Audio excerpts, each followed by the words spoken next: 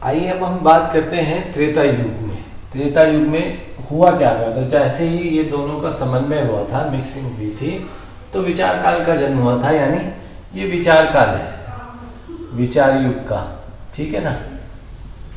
त्रेता युग में त्रेता की स्थिति क्या? त्रेता काल की स्थिति यानी युग को अगर हम काल में कन्वर्ट करते हैं तो त्रेता काल में क्या हुआ होगा, द्वापर काल में क्या हुआ होगा, कलयुग में क्या भोगा गया होगा, ठीक है ना। ये भोग काल में क्या भोगा गया होगा। तो त्रेता काल में जब हम बात करते हैं तो त्रेता काल में क्या हुआ, ये दोनों जब प्रकाश काल और अंधकार काल का जब मिलन हुआ, यानी पॉजिटिविटी और नेगेटिविटी जैसे ये मिले तो एक गुण धारण हो गया, एक गुण बन गया, ठीक है ना। तो इसको हम धर्म कहते हैं, ठीक है ना। तो धर्म, तो ये गुण धारण किया गया। कौन सा गुण? अब ये प्लस और नेगेटिव का, प्लस पॉजिटिविटी का तो गुण बना ही होगा, लेकिन नेगेटिविटी साथ में अपना आ गई। क्यों? क्योंकि विकार काल दोनों का मिक्सिंग था।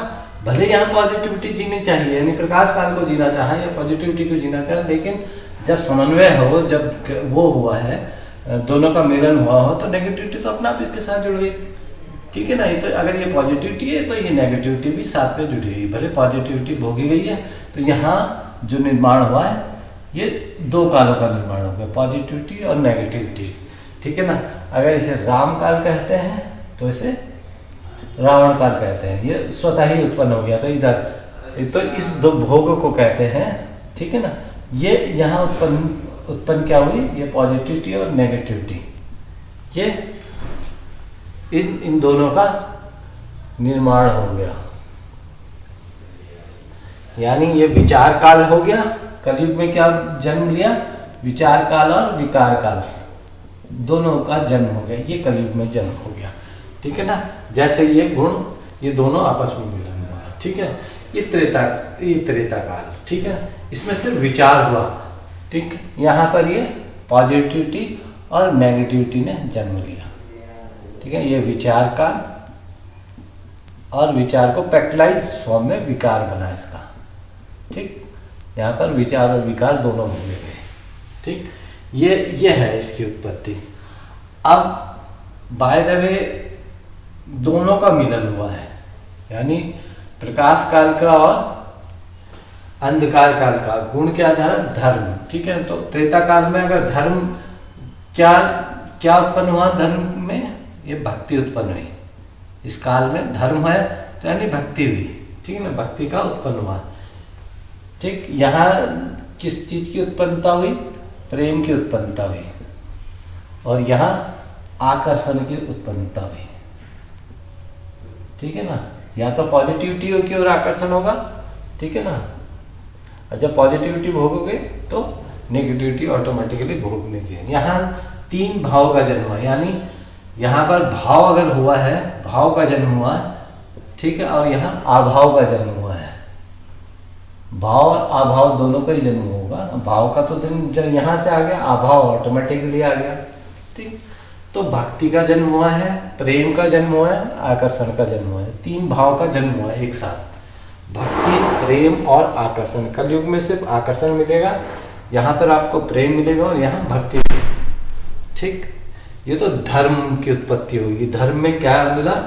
भक्ति, प्रेम और आकर्षण। अगर इधर धर्म में उत्पत्ति हुई, भक्ति की उत्पत्ति हुई, द्वापर काल में भक्ति, धर्म की क्या उत्पत्ति हुई? प्रेम की उत्पत्ति। धर्म से किसका भाव? धर्म का मतलब है भाव, ठीक है ना। तो भाव में क्या क्या उत्पन्न हुआ होगा? तो भाव की उत्पत्ति, भाव में पहले यहाँ भक्ति, त्रेता युग में भक्ति की, यहाँ प्रेम की और यहाँ आकर्षण की। ये तीनों कहाँ से उपजे? अलग अलग काल के हैं। ये त्रेता काल का है भक्ति, और ये द्वापर में प्रेम काल है। द्वापर काल में प्रेम उत्पन्न हुआ और कलयुग में आकर्षण उत्पन्न हुआ। ये तीनों भाव के रूप हैं। यहाँ पर भाव का रूप भक्ति था, यहाँ भाव का स्वरूप रूप प्रेम है, और यहाँ पर भाव का जो रूप है आकर्षण है।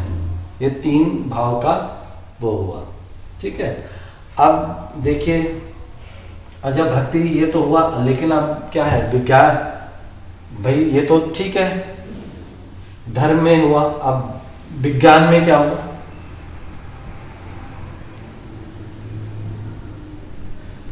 ठीक। भक्ति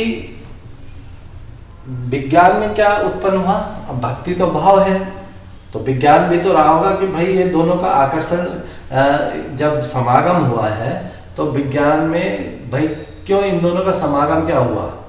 समागम होने के तो बराबरी का भाव, बराबरी का क्या कहते हैं उसे, फोर्स जिसे कहते हैं, बराबरी का इज इक्वल टू सुरक्षा का भाव, ठीक है ना, यानी ये भाव जन्म हुआ बराबरी का, ठीक है ना।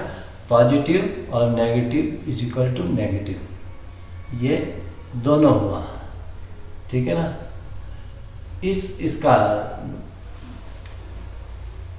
विज्ञान में ये जन्म हुआ है, पॉजिटिविटी और नेगेटिविटी में बराबरी का भाव। बराबरी का भाव जब उत्पन्न होता है तो यानी फोर्स ऑफ ये होगा,